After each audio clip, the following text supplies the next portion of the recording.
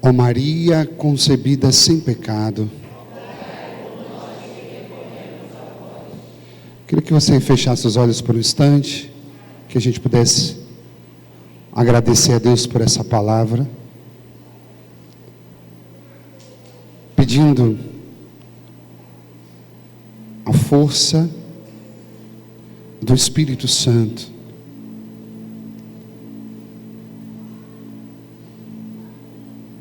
Obrigado, Deus, que por sobre o nosso cansaço, a Tua graça repousa, trazendo entendimento, clareza, mas acima de tudo, alinhando o nosso espírito com a Tua vontade. Obrigado porque o objetivo da liturgia é justamente esse: alinhar a vida e a visão de cada um de nós à Tua visão e ao Teu modo de viver. Nessa noite nós somos gratos pela vida das nossas mães. Obrigado, Pai do céu, pelas nossas mães tão especiais, tão queridas. Obrigado por esse tesouro. Obrigado, Deus, porque elas são verdadeiras dádivas. E a nossa vida, sem a Sua presença, seria literalmente um abandono. Obrigado porque o Senhor escolheu se manifestar ao mundo de uma forma muito concreta, pela figura dessas pessoas, dessas mulheres tão especiais. Nós abençoamos o coração de tantos irmãos que aqui se encontram, que já perderam as suas mães, que nesse momento encontram-se distantes, longe. Abençoamos o coração daqueles que não tiveram também o privilégio de conviver com as suas mães, ou cujo relacionamento não foi tão salutar. Abençoamos, Pai, nessa igreja, cada uma das mães, aquelas que assistem também a transmissão dessa Santa Missa.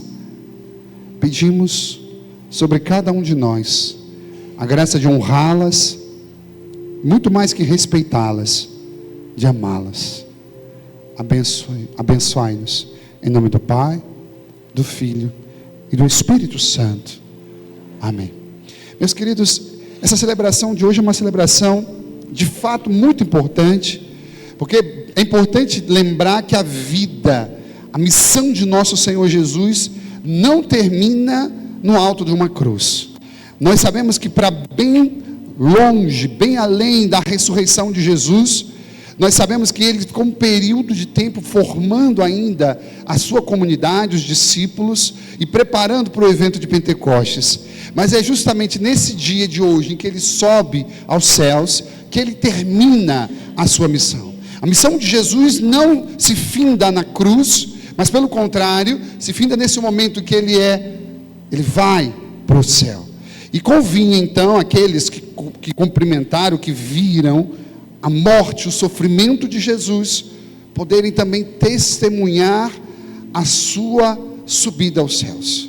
O que é mais interessante para nós é pensarmos que Jesus conseguiu cumprir bem a sua missão. Sabe, às vezes a gente recebe uma missão, e a gente corre, e a gente faz o que é possível, mas o triste é quando a gente não consegue chegar lá no final da missão. Olha, Jesus, ele foi aquele homem capaz de suar sangue, de sofrer, mas que em nenhum momento ele abandona.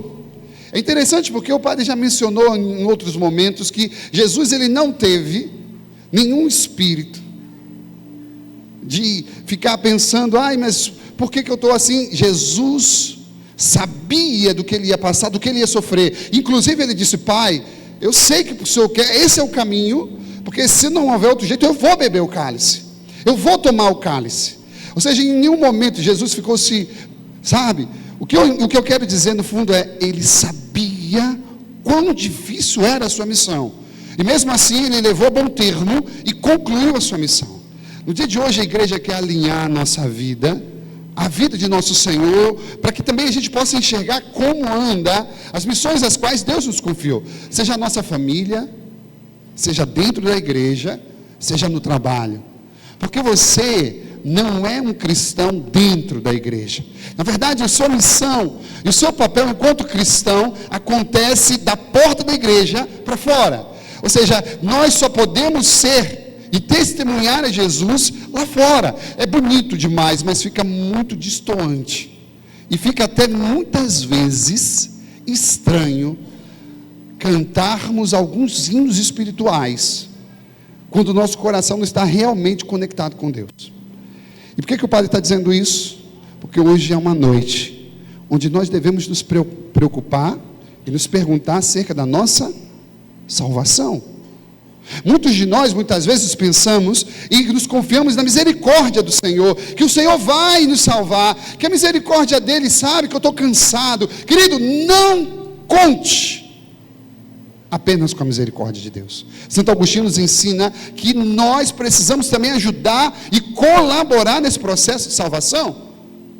Isso é importante porque a pergunta que a gente faz é: eu tenho pensado acerca da minha salvação? E eu abençoo o coração de vocês e peço que vocês inclusive possam voltar. É o terceiro domingo que o padre está pregando sobre salvação. Comece 15 dias atrás, volte lá na gravação, escute a homilia. Depois de domingo passado, foi uma pena que a homilia de domingo passado, das 7 da manhã, não foi gravada, mas escute a da noite, e é de hoje. Nós estamos falando de salvação, e uma coisa muito, muito importante é: nós estamos cuidando da nossa salvação? Nós estamos pensando sobre esse processo? Porque um momento nós seremos chamados, e nós não sabemos quando. O mais importante é que hoje a liturgia nos mostra que o nosso Senhor Jesus, ele chegou ao fim, ele passou pela dor, ele passou pela morte, mas ele cumpriu o papel ao qual ele foi chamado. O fato é que a gente se envolve, todos nós temos milhares de compromissos, e é ruim fazer isso tudo para ele. Não, ruim é quando a gente, no meio de tantos compromissos, perdemos o foco daquilo que é de Deus. Então, no primeiro ponto de reflexão, a gente precisa voltar o nosso olhar e o nosso foco para o céu. Sabe por quê, queridos irmãos e irmãs? Porque quando a gente embaralha o meio campo, aí vem o cansaço, a gente começa a se justificar, e coisas concretas e reais, e a gente falava sobre isso lá 15 dias atrás. Por isso que Deus muitas vezes poda a gente, porque muitas vezes a gente, de uma forma muito impetuosa, a gente acaba abraçando tudo, abraçando o mundo, e a gente precisa dessas podas, porque caso contrário, nós perdemos o foco daquilo que é mais importante. E se a gente perder o foco da nossa salvação, nós acostumamos o nosso coração a dizer assim: olha, no final Deus vai dar um jeito, no final a misericórdia vai nos abraçar. Querido, não conte com isso, se o teu coração não tem sido devotado para o Senhor. Amém, igreja? É uma palavra que muitas vezes tem incomodado, e a gente tem percebido o coração de muitas pessoas se esfriando, porque colocam na conta de Deus, no final ele vai dar um jeito. A Bíblia diz que vai ter uma porta bem estreita, e essa porta estreita não significa que é para quem é magro ou para quem é gordinho, não. Essa porta estreita que a gente precisa passar significa da gente pensar de fato e eu falei isso de manhã, e é verdade. Eu estou preparando uma mensagem sobre o homem do alto e o homem de baixo. Eu vou trazer essa mensagem para vocês. Passar por essa porta estreita é viver aqui na terra, mas com os princípios do alto. Isso significa, queridos irmãos e irmãs, que a gente tem que labutar mesmo. É importante que você dê a vida onde você está, no seu trabalho. É importante que você cuide de tudo que está acontecendo. Mas, querido, eu vou te dizer, se você perder o foco, vai ser muito triste. Padre, pode ser repetitivo, sim ou não?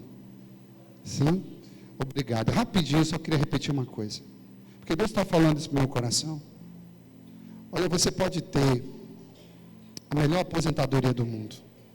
Você pode chegar com 100 anos e dizer assim: eu vivi bem, eu curti bem, eu fiz tudo que eu quis, eu estou vendo os meus netos todos bem. Mas é muito triste você passar 100 anos bem vividos aqui na terra e uma eternidade completamente longe de Deus. 100 anos não se compara a nada diante de uma eternidade. Então eu quero abençoar o seu coração com essa palavra e dizer, quando a gente olha e comemora a ascensão do Senhor, a gente imagina logo, que bonito que a gente rezou na oração de coleta, Cristo que é a cabeça já está no céu, e Ele aguarda nós que somos seus membros, e é verdade, nós somos membros de Cristo, cabeça, queridos, mas nós precisamos ser igreja, a gente precisa ser comunidade, porque o secularismo atinge, não só na questão do individualismo, mas ele fere a falta de pertença, e a gente começa a ficar desfigurado, ou seja, olha como muitas vezes a gente não se sente pertença a nada, nós somos igreja, esse foi o caminho que Deus escolheu para a nossa salvação. O segundo ponto que o padre quer lembrar é, a segunda leitura diz que nós devemos chegar à estatura de Cristo. Quando eu era pequenininho, eu lembro disso, eu tinha uns 6 anos, e lá em casa, tinha marcado assim a altura de cada um dos filhos. Então quando completava um ano, cada um tinha uma fileirinha, 2 anos, aí colocava lá na parede e riscava assim, sabe? E eu lembro que o meu irmão era muito alto, e eu olhava assim, falei, ai, eu quero chegar na estatura do meu irmão, eu quero ficar tão grande assim como ele. Eu era criança, e pensamento de criança, sabe, hoje São Paulo está lembrando, que a gente como cristãos, a gente deve pensar nisso, e seria muito triste, se você dissesse assim, padre, eu tenho 10 anos dentro de uma igreja, e eu estou a mesma pessoa. Olha, se você diz para mim que consegue rezar, ou está rezando da mesma forma que 1 ano atrás, se você está rezando da mesma forma que há 3 anos atrás e nada mudou, olha, cuidado, é preocupante, porque a Bíblia hoje está lembrando que o nosso caminho é um caminho de crescimento, ou seja, a religião existe para que a gente possa ser pessoas melhores, e quando a gente não se conecta, quando a gente não se entrega, as coisas vão ficando andando de qualquer jeito, e você não percebe crescimento. Ou seja, se a Bíblia hoje está dizendo que a estatura de Cristo é aquilo que nós devemos atingir, a gente fica assim, meu Deus, isso é muito preocupante, é muito, muito, muito preocupante. Eu sempre lembro assim, porque os santos são aqueles que a gente ama como o maior de todos os exemplos, e são de fato, e a gente deve então começar a pensar, quais são as características desse santo, porque se a gente quer atingir a estatura de Cristo, a gente tem que olhar para eles. Por exemplo, São João Paulo II, de tantos a gente podia pegar o dom da comunicação. Quando a gente olha, por exemplo, para São Camilo de Leles, o despojamento, o serviço. Quando a gente olha, por exemplo, para Santa Luísa de Marilac, o dom da caridade. Quando a gente olha para tantos santos, né? Quando a gente olha, por exemplo, para Santo Antônio, o dom da humildade. E a gente tem que começar a ler a vida dos santos, para dizer assim, não, eu quero ser desse jeito, eu quero viver desse jeito. E o que o padre está lembrando disso? A gente está falando de salvação. E ao mesmo tempo, a gente tem que estar lembrando que para a gente salvar, a gente tem que lutar para sermos melhores, para chegar a esse nível de estatura com Cristo. E aí eu abençoo o seu coração e digo para você, não emudeça, não fique parado, não se acostume. E por último, o Padre quer lembrar e abençoar o seu coração de uma forma muito simples, dizendo que, se você parou para perceber, a mensagem central da ascensão é um envio. Ide e façam discípulos, e façam de todos os povos os meus discípulos. Em outras palavras, a Bíblia está lembrando o quanto a gente precisa ser zeloso, o quanto a gente precisa ter zelo por tudo que a gente está fazendo. Quando Jesus disse, olha, ide, façam discípulos meus, a gente está lembrando, por exemplo, o quanto a gente precisa ser cristão, católico e viver a apostolicidade.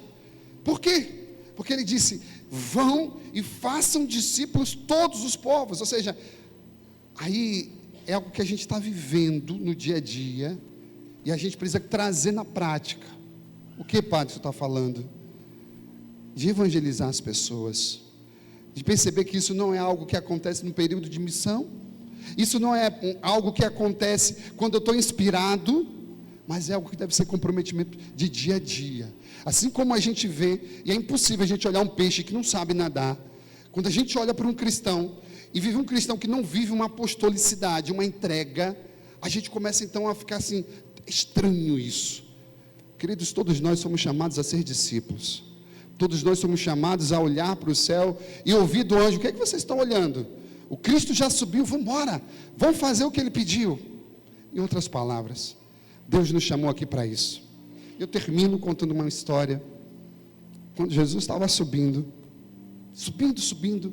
Ele era a luz do mundo, e quanto mais Ele subia, o mundo ia ficando escuro, o mundo ia escurecendo, e tinha um anjo que descia, e o anjo que estava descendo para uma missão na terra, preocupado, olhando, e via Jesus subindo, e via a terra escurecendo, com poucas luzes, e ele disse: Senhor, desculpe incomodá-lo, mas eu preciso perguntar, a terra está numa escuridão completa, o que está acontecendo?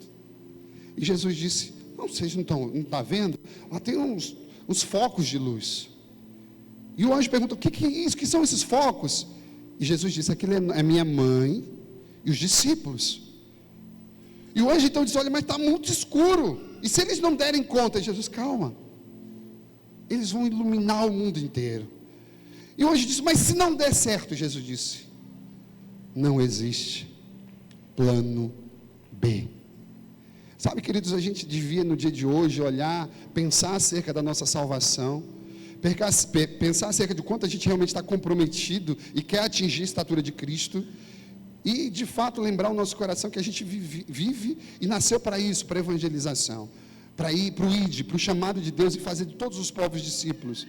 Essas luzes que precisam raiar e iluminar o mundo não são pessoas, mas são os testemunhos de cada um de nós. É a intercessão diária que nós fazemos. Em outras palavras, Deus não tem um outro plano. O plano de Deus é que a gente possa dar certo. Em outras palavras, Deus chamou a gente e Deus espera que a gente dê certo. Eu quero que você, por favor, por um instante, feche seus olhos. Onde você está? Feche seus olhos. Pai do céu, eu abençoo o coração dos teus filhos nessa noite. Eu te peço, Pai, a graça de que todos eles recebam essa mensagem. Não é uma mensagem de medo, mas sim nós queremos pensar na nossa salvação. Sim, Senhor, é um desejo de crescimento, porque a Tua palavra nos diz que precisamos chegar à Tua estatura. E nós ouvimos, Senhor, que a Tua ascensão significa o nosso envio de missão. E nós somos esses feixes de luz. Não existe outro plano a não ser que nós, com o nosso testemunho, possamos iluminar, irradiar a Tua vida nesse mundo. Senhor, não são palavras, não são frases, mas, de alguma forma, ajuda com que o meu testemunho dentro de casa, na escola, no trabalho, possa revelar a Tua luz e a Tua glória. Senhor, toca o nosso coração nessa noite. Com muita simplicidade nós pedimos que nós não percamos o foco. Tantas coisas, tantos compromissos, a gente tem mesmo, graças a Ti, graças a Ti.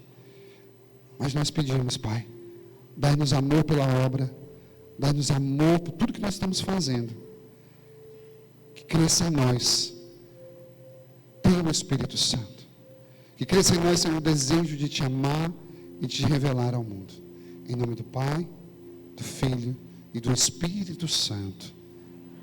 Creio em Deus Pai, Todo-Poderoso, e em Jesus Cristo, Seu único Filho, nosso Senhor, que foi concebido pelo poder do Espírito Santo, nasceu da vida